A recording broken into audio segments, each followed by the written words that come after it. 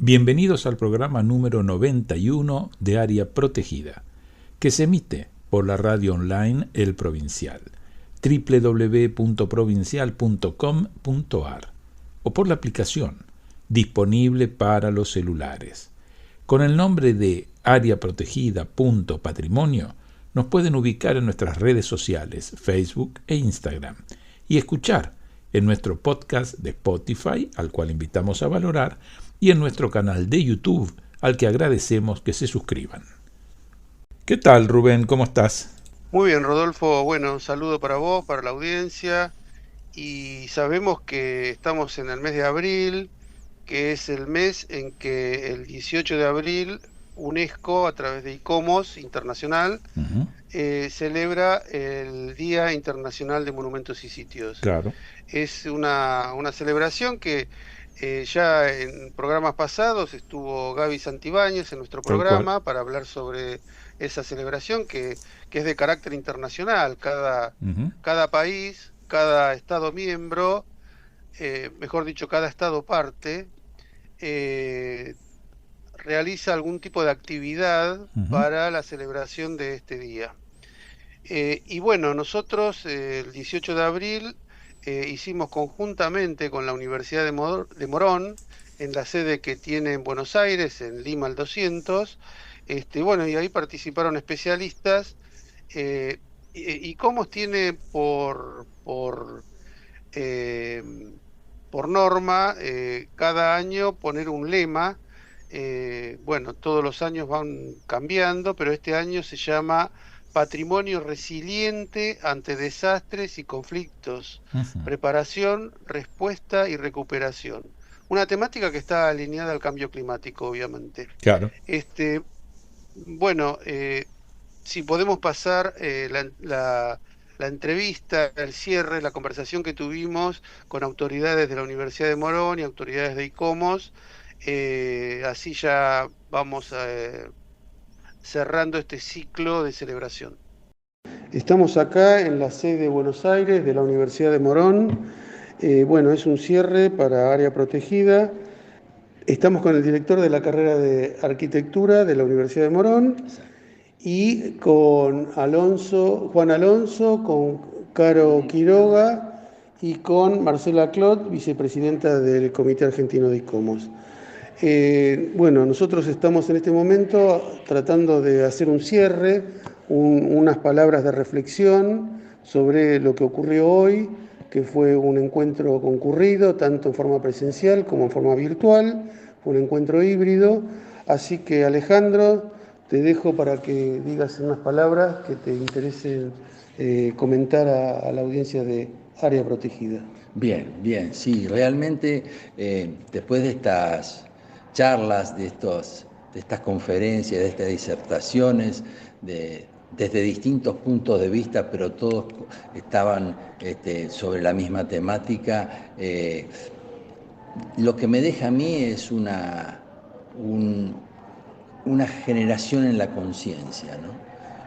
Que de alguna manera también transmitimos a nuestros alumnos para hacerlos comprender que el patrimonio, de alguna manera, más allá que puede llegar a ser, como decimos, bueno, nuestro pasado, el respeto para aquello, nuestros edificios, en la arquitectura en general, como la vemos nosotros y como de alguna manera yo trato de transmitirla, es esto, generar conciencia sobre todo espacio que vamos a intervenir, particularmente edificios existentes, de los cuales a lo mejor no tienen ningún registro patrimonial, pero uno puede descubrir que algo cada uno de estos edificios tiene, porque forman ciudad, porque generan este hábitat donde de alguna manera convivimos, y creo que todo lo construido merece un determinado respeto, a tener en cuenta por lo menos de cómo intervenirlo, cómo rediseñarlo, más hoy en día después de estos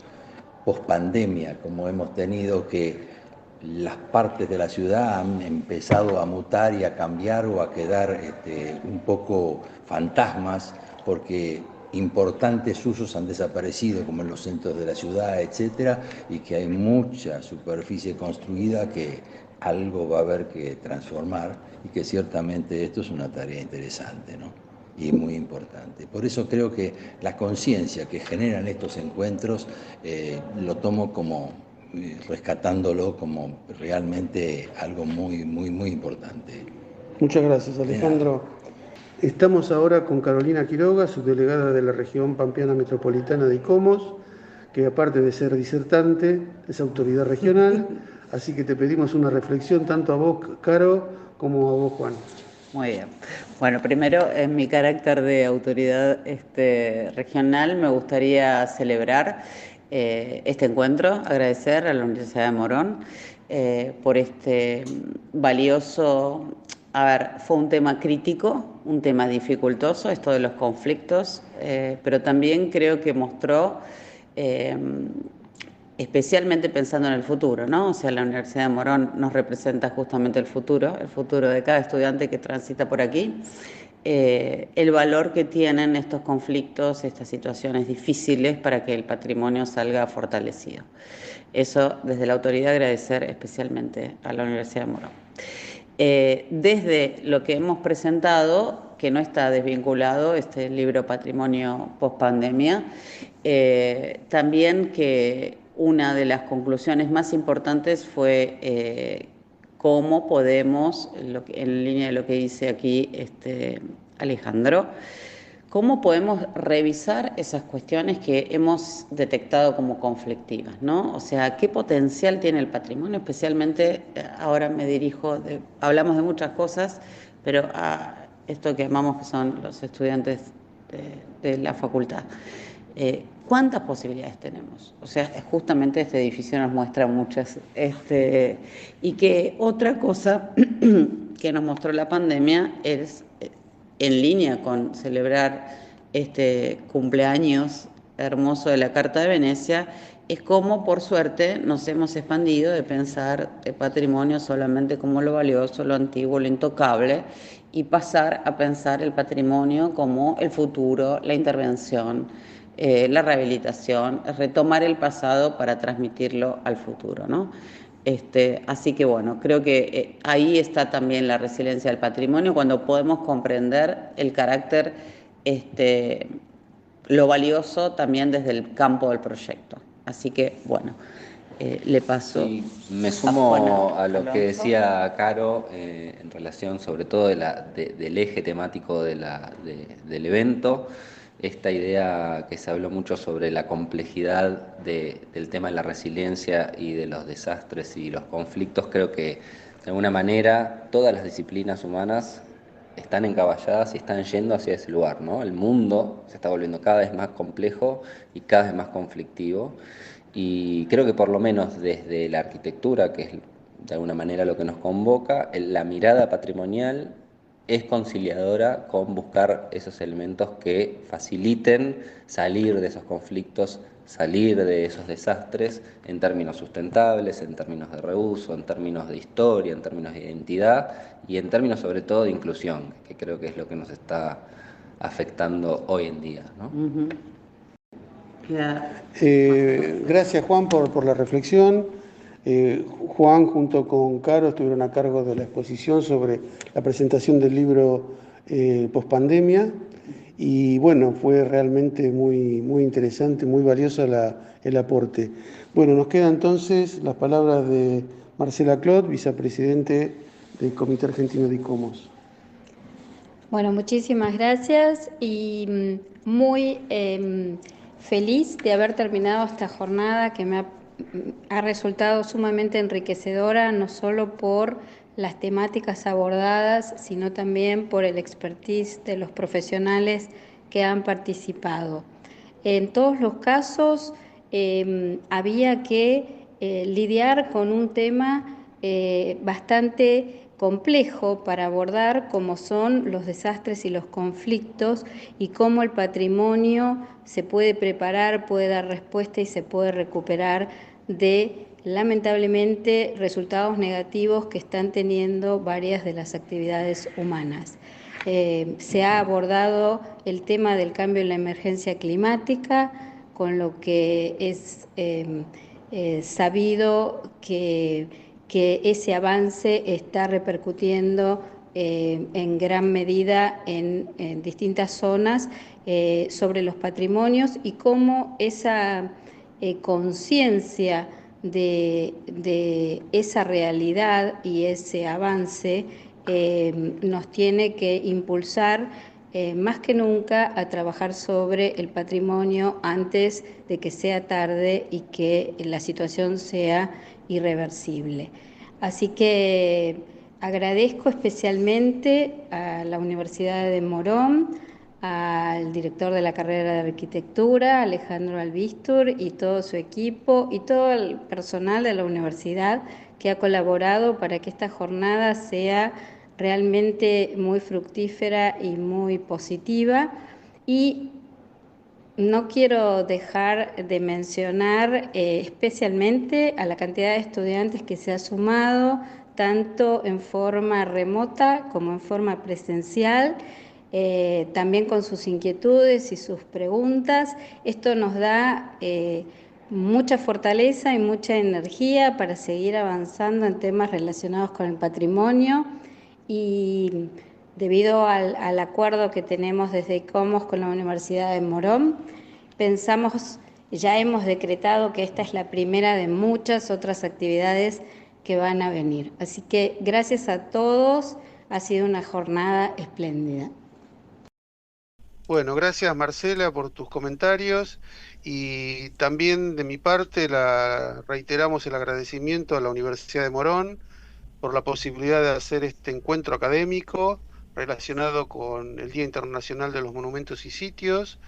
Y bueno, para ilustrar al público, en 2 minutitos, comento que el tramo de exposiciones fue moderado por la arquitecta Gabriela Mareque, docente también de la Universidad de Morón y miembro de ICOMOS.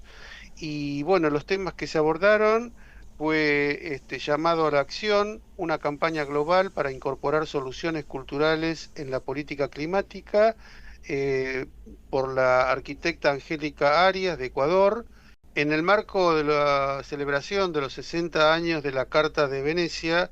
El arquitecto Guillermo García desarrolló una conferencia relacionada sobre el mensaje espiritual del pasado a través del tiempo. El arquitecto Mauro García Santa Cruz habló sobre emergencias climáticas y gestión de riesgo del patrimonio cultural. Seguidamente, la arquitecta María Elena Mazzantini, especialista en madera, trabajó sobre el patrimonio cultural maderero y el fuego. Y la licenciada Jimena García Santa Cruz habló sobre experiencias audiovisuales sobre el patrimonio cultural y sus comunidades.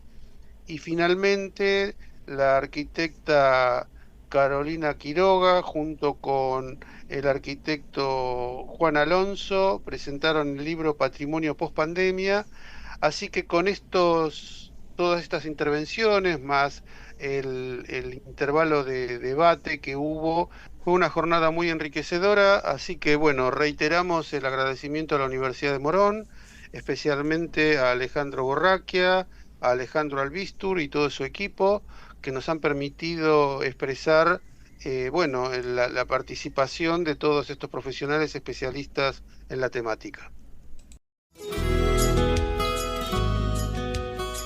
Estás escuchando Área Protegida por el Provincial Radio, con Rubén Vera y Rodolfo Giunta. En este segundo bloque de Área Protegida tenemos el gusto de presentar a Andrés Fiandrino.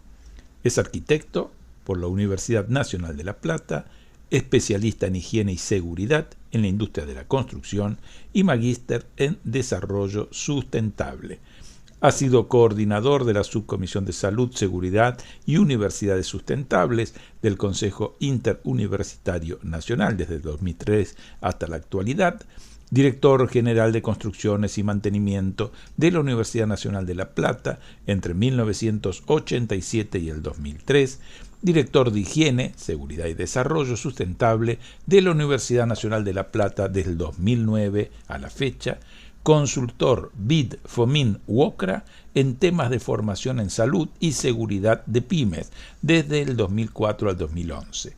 responsable del programa de higiene y seguridad, Colegio de Arquitectos de la Provincia de Buenos Aires entre el 2001 y 2002, consultor independiente de empresas constructoras sobre temas de salud y seguridad en la industria de la construcción, coordinador desde el SIN del Programa de Gestión de Prevención de Emergencias en la Educación Media de la Universidad Nacional de Rosario, presidente de la Comisión de Higiene y Seguridad del Colegio de Arquitectos de la provincia entre el 2001 y 2004, docente titular de la Cátedra Mantenimiento e Infraestructura y Equipamiento de la Licenciatura en Gestión de Recursos para Instituciones Universitarias de La Plata, titular de la Cátedra Seguridad, Higiene y Riesgo de Trabajo 1 de la Licenciatura en Gestión de Recursos para Instituciones Universitarias, también de la Universidad de La Plata, docente de la Fundación Social Aplicada al Trabajo en temas de salud y seguridad en obras de construcción,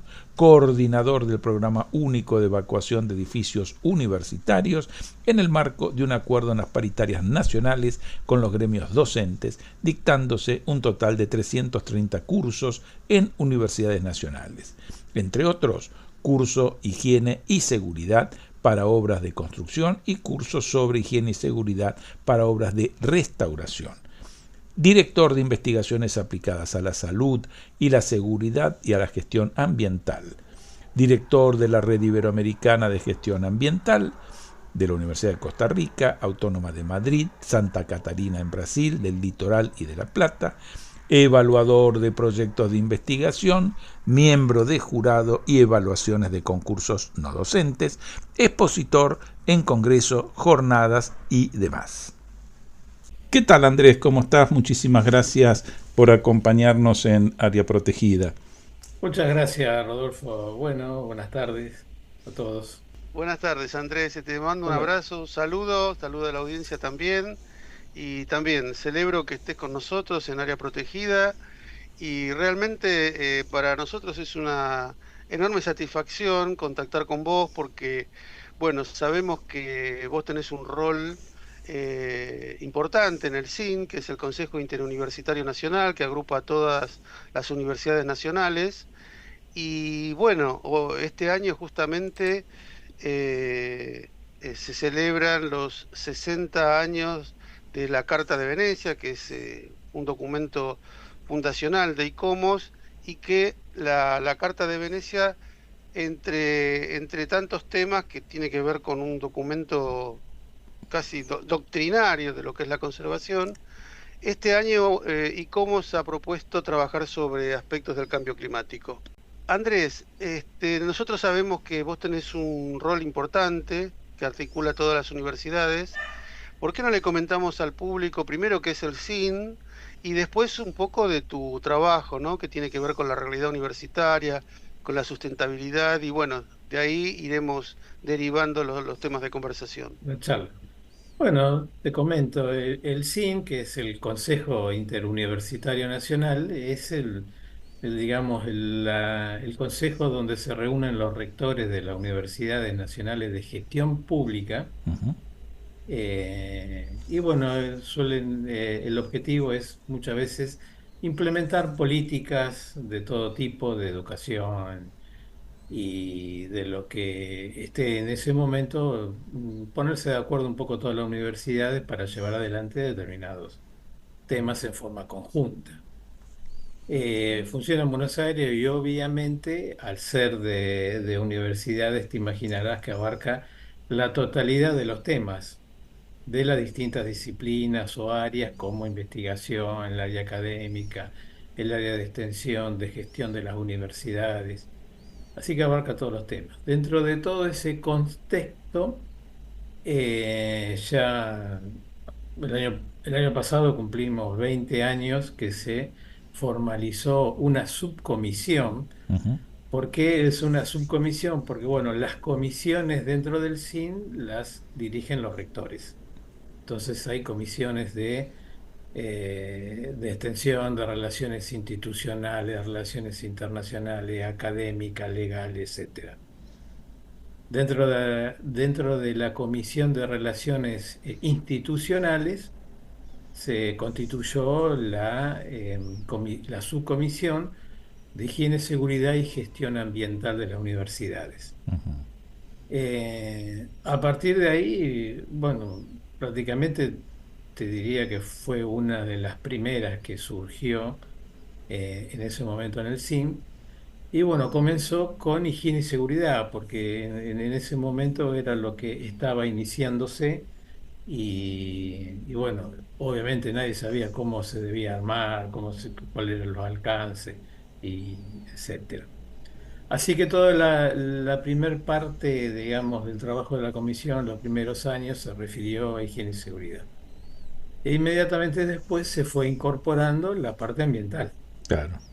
de la gestión universitaria. Yo digo de la gestión universitaria, en realidad las universidades es muy complejo todo el tema que hace a cómo son las investigaciones, cómo la universidad avanza sobre los temas de cambio climático, etcétera, etcétera.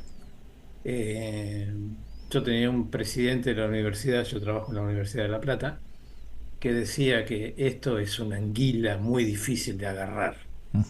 Había Tal tantas cual. cosas tan difíciles a veces de poder concretar algo, ¿no? Sí, sí. ¿Y qué sucede? La universidad tiene una característica que es propia, que quien no está en el mundo universitario tal vez no lo entienda, pero que es la libertad que hay en que cada instituto, cátedra, facultad, unidad de investigación, todo lleve adelante diferentes temas. Es decir, no es que directamente desde un rectorado uno puede llegar a decir, "Ah, toda la universidad hizo tal cosa". No, está bastante liberado, tiene bastante opciones, cada uno de los lugares. Y muchas veces esos trabajos que se van haciendo sobre cambio climático, desarrollo sustentable, etcétera, no tiene vinculación entre sí. Algo que a veces es muy difícil de lograr en una universidad como la de La Plata, que es grande. Este, por ejemplo, hace, te diría, 8 años atrás, 9 años atrás, no se sabía la cantidad de investigaciones que la Universidad de La Plata llevaba adelante en materia de cambio climático. Claro. Y eso abarca todo, abarca medicina, abarca la parte legal, abarca la parte de ciencias naturales, de agrarias, de la que vos quieras, abarca todo. No se sabía, realmente no se sabía. Se hizo un relevamiento, ya te digo, hace 8 años, y surgieron 140 trabajos o 140 investigaciones que se estaban realizando referidos a este tema y que no había una cosa en común, no existe Un es muy nexo, claro. difícil un nexo en el que uno lo organice. No sé si vos Claro, me entendés un poquito. Vos viste que la universidad en cada facultad es cuasi autónoma. claro. No, no te diría, la universidad es autónoma y dentro de las universidades las facultades tienen un Sí. manejo cuasi autónomo. Y dentro de ese cuasi autónomo de las facultades existen a veces institutos o secretarías o investigaciones que también llevan adelante cada uno temas de su interés. Entonces no es que existe dentro de este mundo tan grande algo que uno puede decir, miren, avanzamos hacia este tema, logramos tal avance. Eh, pero, por otro lado, la riqueza de los trabajos es muchísima, porque obviamente al ser tan amplio desde tantas disciplinas, realmente se logra que se tenga a veces temas, avances, papers muy buenos. Pero esto sucede, y esto vamos a hablar un poquito más adelante, sucede de la universidad para afuera. Entonces, cuando nosotros nos metemos, ¿y qué hace el rectorado como universidad o institución que lleva adelante por el tema de desarrollo sustentable o cambio climático. Y entonces nos encontramos que en realidad la parte de gestión de la universidad tiene algunas deudas. Tiene algunas deudas. Le cuesta, todo lo que enseña para afuera le cuesta aplicarlo. Muchas veces les cuesta aplicarlo porque no se conoce. Eso es algo que nosotros desde que empezamos en el CIN, por eso a veces es muy importante la reunión conjunta entre todas las universidades. Eso es algo que tuvimos que investigar y nos llevó años de investigación, que es lo que tiene que hacer una universidad desde el punto de vista de la gestión para responder a las condiciones de cambio climático, a los ODS, al desarrollo sustentable, etc.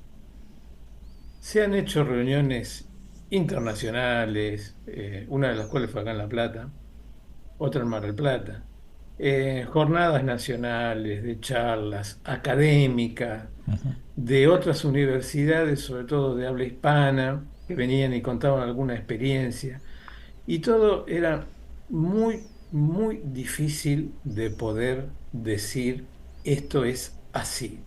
Era propuestas muy sueltas, sin datos Claro. concretos, que te cuesta entonces decir que bueno, hubo un avance fuerte en tal sentido, no hubo porque vos no contabas datos. Claro. Ahí aparece la huella de carbono y eso es lo que después vamos a hablar también un poquito más en profundidad, ¿no? Donde la huella de carbono te pone datos. Acá, esto es así, ustedes saben que la huella de carbono es el impacto ambiental que toda institución, producto o persona produce en el ambiente. Claro.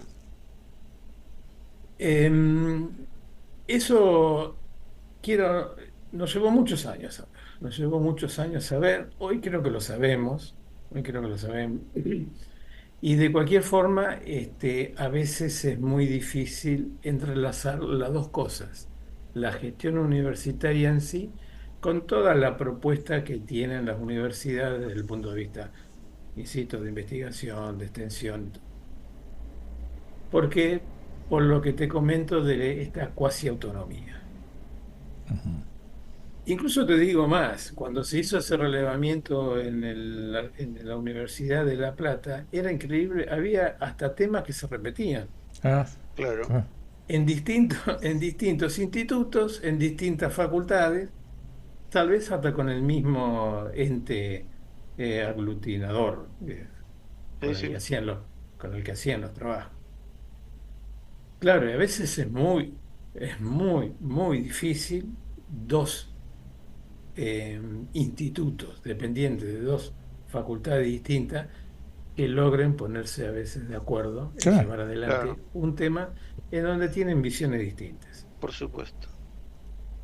Ese es el contexto así grande de una universidad con respecto a todos estos temas, ¿no? Eh, Permitime, antes de entrar de lleno a la huella de carbono, las mediciones y todas las actividades que se puedan hacer, yo recuerdo en algún momento nosotros nos pusimos en contacto en la época de la pandemia, cuando vos hablabas de la diversidad y de la complejidad que tiene un organismo como el Consejo Interuniversitario Nacional, y que hablábamos sobre los protocolos, ¿no? ¿Qué teníamos que hacer en relación a cómo teníamos que manejarnos en cada comunidad universitaria, en cada universidad, con relación a este grave problema que era la pandemia? Y creo que lo hemos conversado en algún momento, que cada universidad tenía que hacer su propio protocolo, porque no es lo mismo la Universidad de Buenos Aires, que tiene 300.000 alumnos, que la Universidad de las Artes, que tiene 25.000. Las dos están en capital, pero tampoco la Universidad de Salta o la de Río Cuarto, que está en un campus en el medio con un espacio rural. Entonces, cada una tiene sus problemáticas, sus especificidades, no es lo mismo hacer un protocolo para medicina que para música, en arte o para ingeniería en la UTN. Entonces, este, traje este tema porque me hiciste acordar de esa época, ¿no? Está, digamos, dentro del rol de la higiene y seguridad, de la gestión en esos temas, y cuando fue la pandemia, ahí es como que saltó, se puso sobre la mesa la complejidad de este tema. Y era un poco, lo estoy comentando para visualizar, para que la gente que nos escucha identifique la complejidad de las universidades. Estamos hablando de más de 50 universidades nacionales en todo el país, en diferentes ámbitos geográficos y territoriales, y bueno, obviamente que esa complejidad se multiplica en el interior de cada universidad también, ¿no? Porque es lo que estás diciendo vos, que te encontraste con 140 investigaciones en la misma universidad. Afortunadamente, creo yo, ¿no? Pienso eso, Andrés, porque el tema del cambio climático es un tema que se puede abordar desde muchísimos lados. Y bueno, sobre eso vos nos ilustrarás un poco qué están haciendo ustedes. Te sumo algo a lo que vos estás diciendo que es totalmente cierto y que tal vez quien no esté en el sistema no lo alcance a comprender en su totalidad. Independientemente de que cada universidad es distinta, en distintos lugares, y todo, cada universidad es autónoma. Claro, Y esto es, mirá hasta qué punto que todas las resoluciones que muchas veces saca el SIN, en definitiva, queda a criterio de cada universidad aplicarlas o no. claro, De ninguna manera sacan alguna resolución en el que es obligación de las universidades claro. hacerlo. Esto cuesta entenderlo para quien no está dentro del sistema universitario. Ellos piensan que, bueno, sale el SIN, sale aprobado, hay que aplicarlo en otros lados. En realidad está abierto y se invita a las universidades a que vayan aplicando los diferentes aspectos de lo que sea.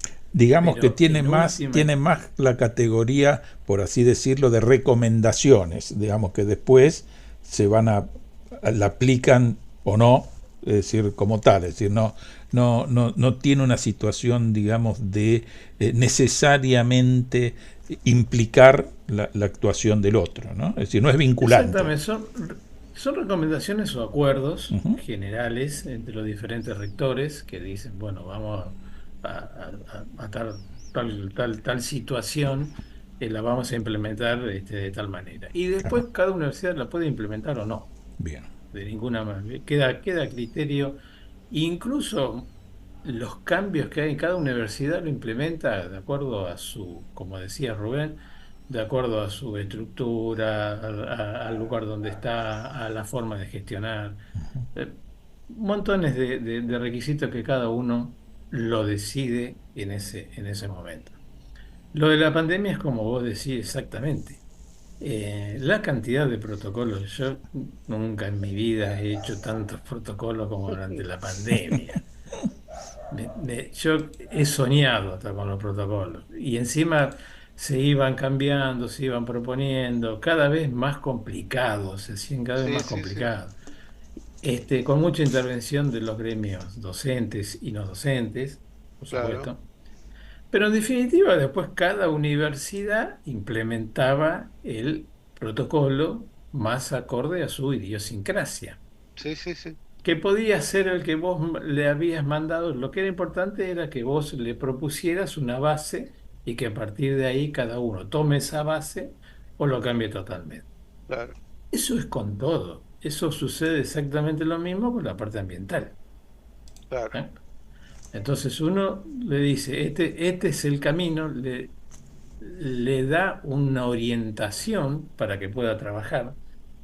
En universidades que muchas veces no tienen la capacidad, por su tamaño y por todo, de dedicar recursos para poder investigar, estudiar sobre gestión ambiental, desarrollo sustentable, que no es solamente la parte de la huella de carbono, también se considera la huella ecológica. Ujú. claro, que no es lo mismo exactamente, sino que, bueno, la huella ecológica se refiere a la cantidad de espacio o de servicios ambientales que debe tener un país, una provincia, una universidad para ir absorbiendo los impactos que ocasiona su funcionamiento claro. y a su vez están relacionados con lo que existe en cada lugar.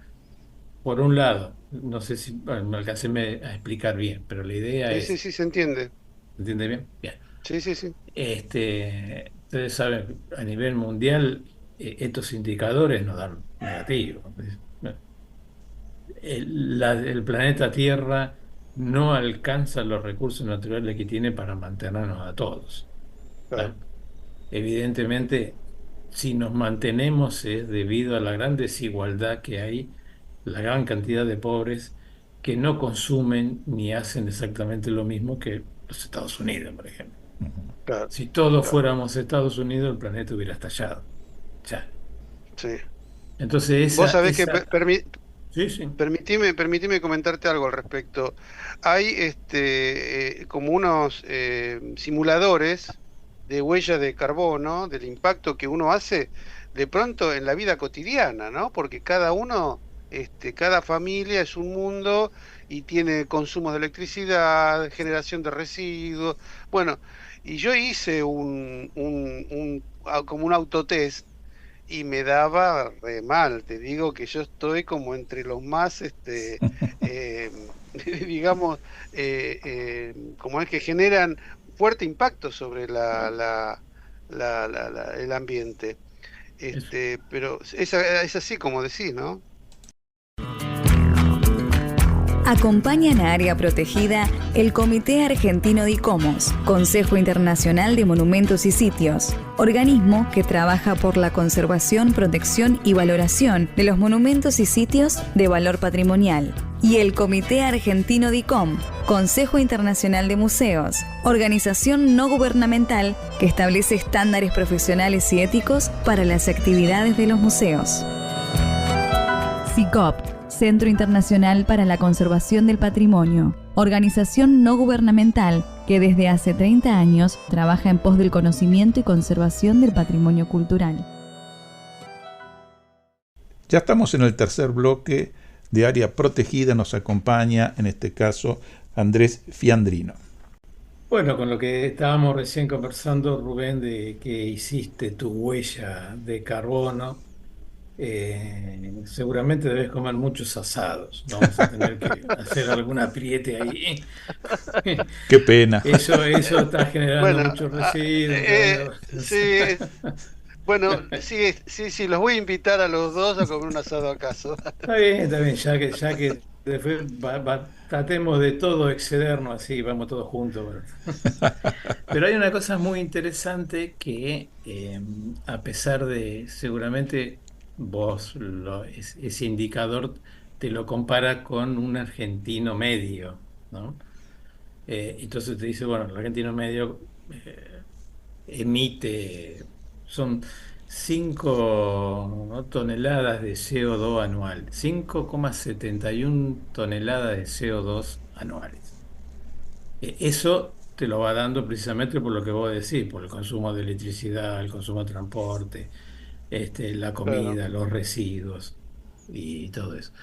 Ahora, nosotros en el mundo, Estados Unidos tiene más del 20 Claro. claro, la huella, para que veas la diferencia.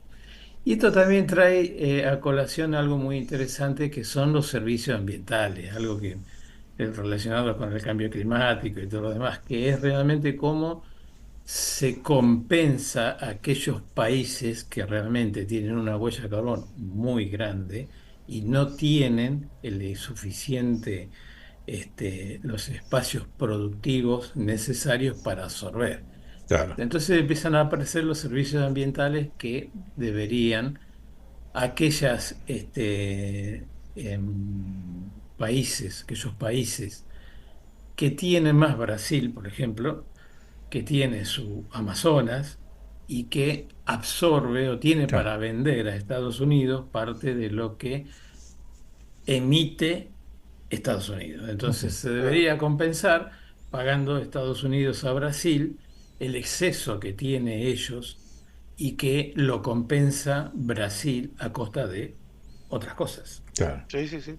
Todo esto es muy difícil. Ustedes seguramente, yo esto lo cuento, pero ustedes lo tendrán perfectamente claro, lo difícil que es en el mundo llegar a un equilibrio para poder decir, bueno, perfecto, yo consumo, no tengo problema, pero pago y mantengo lo que en estos países menos industrializados me aportan al ambiente. Un tema muy difícil. Nunca, nunca de Es acuerdo, complejo, sí. nunca de Sí, sí, acuerdo. sí. Sí, sí. Pero bueno, bajando un poquito la altura de lo que estamos hablando y volviendo al tema de lo que son las universidades y el mundo universitario, relacionado también con esto. A nosotros les comentaba anteriormente lo difícil que había sido saber qué era lo que había que hacer. Entonces, es importante que dentro de todo este mundo del cambio climático y todo lo demás, nosotros hagamos hincapié en el desarrollo sustentable de una universidad. Bien. ¿Por qué tenemos que hacer hincapié? Porque, bueno, ustedes saben que el desarrollo sustentable es tratar de desarrollarse y usar los recursos que disponemos de tal manera que no pongamos en peligro a las generaciones futuras con respecto a esos recursos.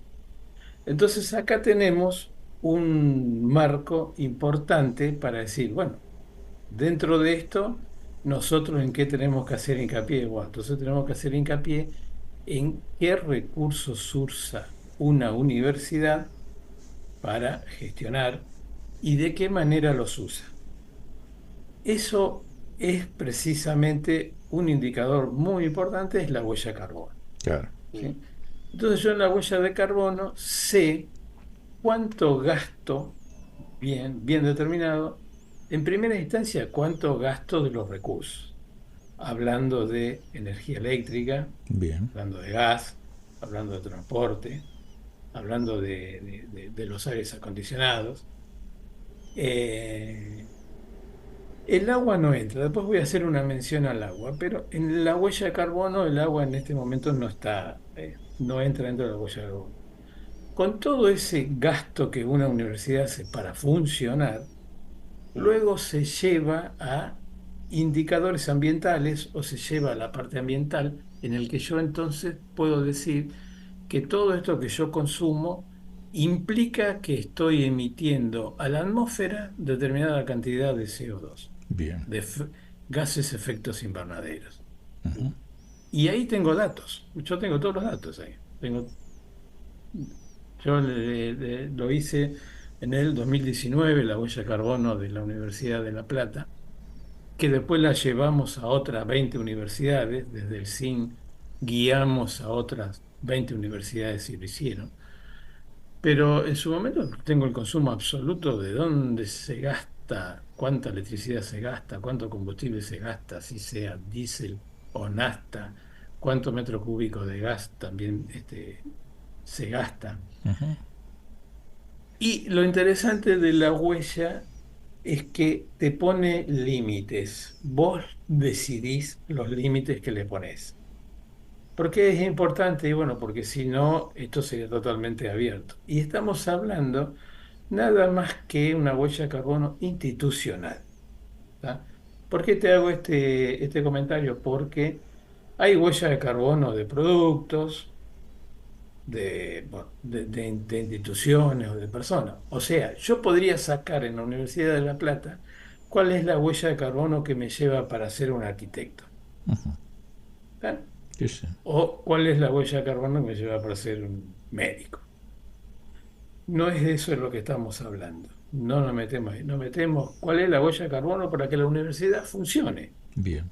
¿tá? Para que haga arquitectos, ingenieros, investigaciones, extensión y enseñe.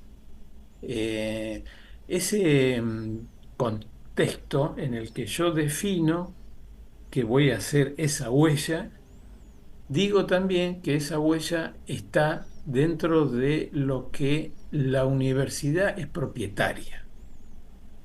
Porque puede ser que la universidad comparta con otra universidad, con una empresa privada o con algo, una participación societaria en determinado lugar o determinado tema, y que ahí ya se complejiza un poquito porque ya empieza un tercero. Entonces nosotros eso lo eliminamos y nos atenemos exclusivamente a lo que es la universidad, Bien. a la que la universidad es dueña. Luego se pone un límite de tiempo también, se pone un límite geográfico, ¿m? Que está estipulado en cada huella. Nosotros tenemos propiedades en La Rioja, en Misiones, en la provincia de Buenos Aires, parte de La Plata. Pero eso queda bien determinado. Entonces yo tengo un marco de comparación clarito, con números y datos, para ver cuando vuelva a hacer la huella de carbono, que nosotros dijimos que lo vamos a hacer cada 5 años, no lo vamos a hacer anualmente, lo vamos a hacer cada 5 años. ¿Qué pasó en esos 5 años? Claro. Mejoramos porque obviamente la huella como conclusión final te da un montón de acciones que vos tenés que implementar para controlar los excesos que vos ves en el estudio. Entonces, ¿y cómo fue eso? ¿Resultó bien o resultó malo todo este estudio?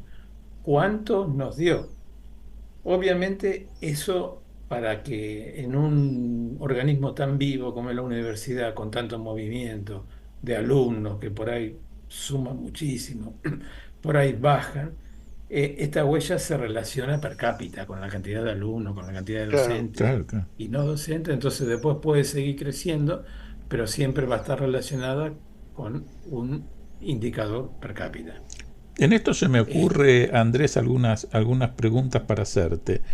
En primer lugar, ¿el SIN genera algún tipo de material, sobre todo ahora para evitar costos, que puede ser virtual, para los alumnos, digamos, para que los alumnos de la universidad tomen conciencia y sepan hasta dónde ellos pueden contribuir en esta sustentabilidad, por un lado? Y por otro lado, más allá de cuáles de las recomendaciones una determinada universidad decida implementar, ¿quiénes son los que lo implementan? Es decir, el órgano rector más docentes, es decir, ¿quién lleva adelante ese programa dentro de la universidad? Bien, eso, primero yo te comento que el SIN puede llegar a tener alguna clase, alguna opinión, algo sobre los alumnos, pero en definitiva eso va a cada universidad, Sí, sí, sí. tal como te comenté anteriormente, porque es cada universidad la que lo lleva adelante. Y después, cuando llega a cada universidad decide cómo lo lleva adelante. Esto debería ser llevado adelante por la gestión del rector. ¿Está? En la universidad, que es la que va a tener y tiene el poder y la autoridad suficiente para implementar este tipo de acciones. ¿Está? Esto está relacionado con lo que yo le comentaba al principio. Es imposible que un instituto o una cátedra o un investigador pueda realizar alguna acción ejecutiva que no vaya más allá de su instituto. Claro. ¿Está claro? Sí, sí, sí. Puede proponer, puede decir, puede todo lo que quiera, pero en sí. definitiva quien lo hace es el rector. Bien, Los recursos que asigna depende del rector. bien. Depende de la universidad, depende de la prioridad que le dé, de la importancia que le asigne o no le asigne. Por eso es muy variado. Hay universidades que vamos a tener que tiene una estructura ya armada y otras no tiene nada. Bien. Claro. Vos sabés que mientras hablabas estaba pensando, porque en algún momento vos coordinaste un curso que diste a los profesionales de infraestructura de todas las universidades, que está relacionado con la eficiencia energética, ¿no? Que realmente yo lo creo haberlo capitalizado, porque era muy interesante, porque con pequeños gestos cotidianos, con pequeñas cambios de hábitos, uno puede colaborar muchísimo. Y eso no solo es útil para la universidad como institución, sino para cada uno de nosotros en la vida cotidiana, ¿no? Yo creo que esos cursos que ustedes organizaron y que fueron para todos los profesionales que de alguna forma liderábamos el área de infraestructura, yo creo que eso es, creo yo, muy útil para toda la comunidad universitaria, porque eso te ayuda muchísimo a racionalizar conductas y bueno, como es el título, ¿no? Eficiencia energética. Y es lo más difícil, Rubén. Sí. Es lo más difícil. Lo más difícil, sí. ¿Por qué es lo más difícil? Porque uno puede explicar, se entiende, está magnífico, pero no tenemos los hábitos. Claro. Entonces Exacto. ahí donde empieza el derroche, porque no nos preocupa, porque no tenemos el hábito y no nos dedicamos. Exacto. Esa es la parte más difícil que tenemos. Desde el punto de vista de la estrategia que implementamos nosotros dentro del sistema universitario, es primero atacar, porque vos viste cómo es esto. Lo primero que te pide todo el mundo es plata. Ujú. Claro. Plata. No sabe ni para qué, pero te pide plata. Mm. No, necesitamos plata, no hay presupuesto, no sabe ni para qué, pero te piden plata. Lo que nosotros hemos propuesto en esto, y vos lo habrás visto en esos talleres que hemos organizado, lo primero que se pide gestión. Claro. Tiene que haber un ahorro desde la gestión sin poner un peso. ¿Tá? Una vez que vos lograste eso, pasás a la segunda instancia y ahí sí vas pidiendo un presupuesto o alguna compra de los equipos o iluminarias o lo que sea necesario para ir bajando. Una vez aplicado eso, sería bueno si uno logró efectivamente un ahorro, ya pasar a la envolvente, que es otro de los problemas graves que solemos tener las universidades en relación a la edilicia y al conservar la eficiencia energética en cada uno de ellos. Realmente se nos escapa mucho ahí con los edificios que tenemos. Se apunta a eso. Si uno logra implementar la gestión, y fíjate qué contradicción, ¿no? Porque todos te piden dinero, gastan, cambian LED y todo lo más bárbaro, invierten muchísimo, ahorran, pero después se desperdicia porque la gente no tiene la costumbre de mantener Ujú. los aire Exacto. acondicionados a tal lugar, se desperdicia. Claro. Mira, Entonces, yo tengo un ejemplo que se habló en esos talleres que hicimos y lo voy a llevar a lo que me tocó vivir a mí, ¿no? Que de pronto algunos de los departamentos, no voy a poner nombres, pero funcionaba en un edificio de 5.000 metros cuadrados, ¿no? De 4 plantas en 5.000 metros cuadrados. Y de pronto, a un determinado horario, quedaban 2 o 3 aulas funcionando y el resto del edificio vacío. Entonces, simplemente con organizar que esas aulas se concentren en un piso y el resto del edificio se apaguen las luces, uno ya está economizando recursos. Es como en la vida cotidiana uno le dice a nuestros hijos, si no estás en la habitación, apaga la luz, ¿no? Tiene que ver con algo así tan sencillo como eso, y eso es lo que yo entiendo cuando vos decís, lo primero que se pide es gestión. Es eso, es hacer que el personal, los alumnos, la comunidad cambie de hábitos y sea cuidadoso en esas cosas. exactamente, exactamente, y es lo más difícil. Sí, Exactamente. Y de esa manera vos te evitás que lo que hagas te asegures de que tenga un resultado. Ujú.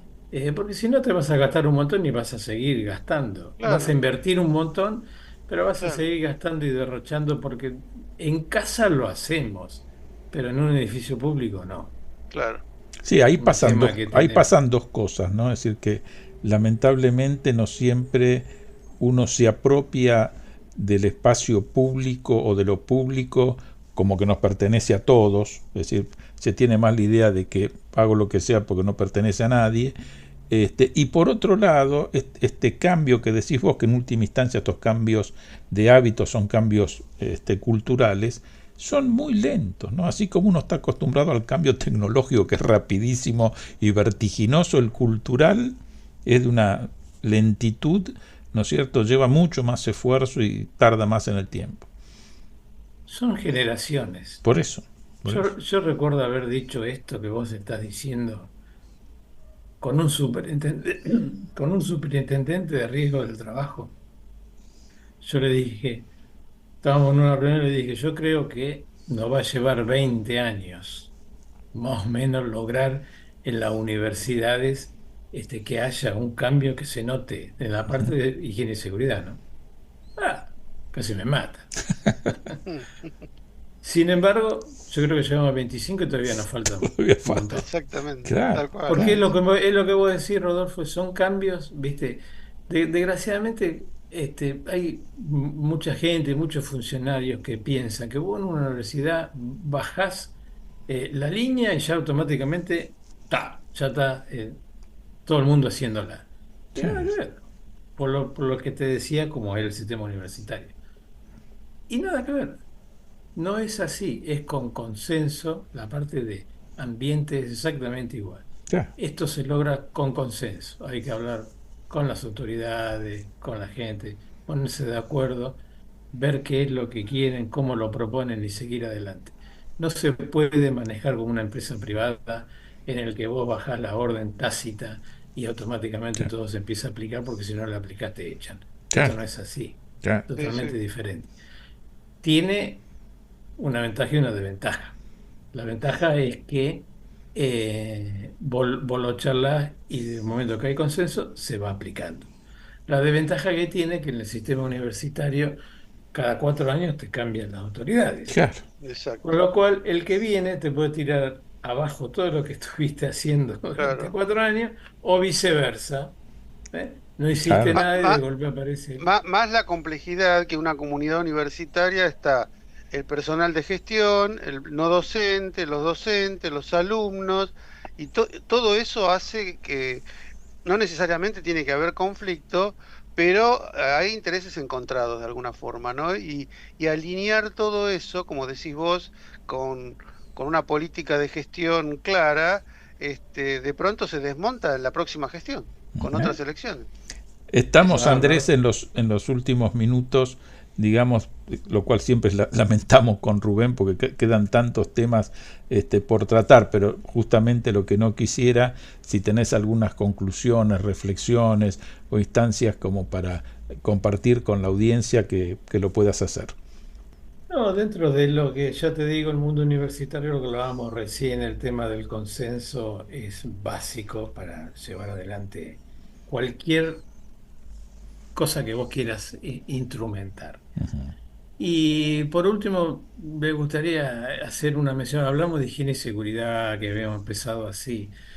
Y lo que quiero terminar es que en realidad es un tema que es una definición, una palabra que yo ya no estoy usando, higiene y seguridad. Yo estoy hablando de prevención de riesgos. Bien. Claro. ¿Por qué hablo de prevención de riesgos? Bueno, porque en la parte de higiene y seguridad, rápidamente te digo, esto empezó en el 72, la época que era fundamental la parte metalúrgica, con Lorenzo Miguel.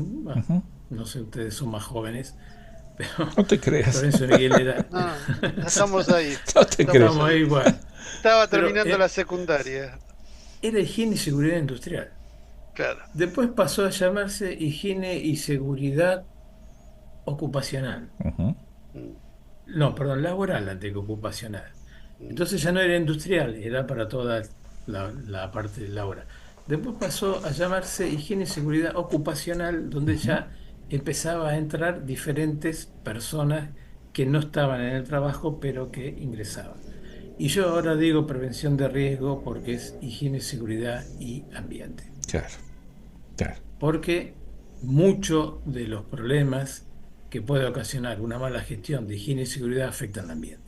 Seguro. Y que hay que trabajar con los residuos, con todo lo que hemos venido hablando en forma mancomunada. Perfecto. Por eso es prevención de riesgo. Está muy bien. Bueno, Andrés, de mi parte te agradezco muchísimo tu participación en Área Protegida y te mando un fuerte abrazo. Y qué bueno que haya gente ocupada en estos temas y que se puedan, aunque sea lentamente, pero se puedan ir implementando. Bueno, muchas gracias, Rodolfo y Rubén. Realmente la he pasado muy bien. Siempre es interesante poder uno contar las vicisitudes o el contexto en el que se está manejando para que que el oyente pueda a veces comparar y ir viendo sus diferentes realidades, que a veces hay diferentes maneras para lograr los mismos objetivos. Así que bueno, muchas gracias.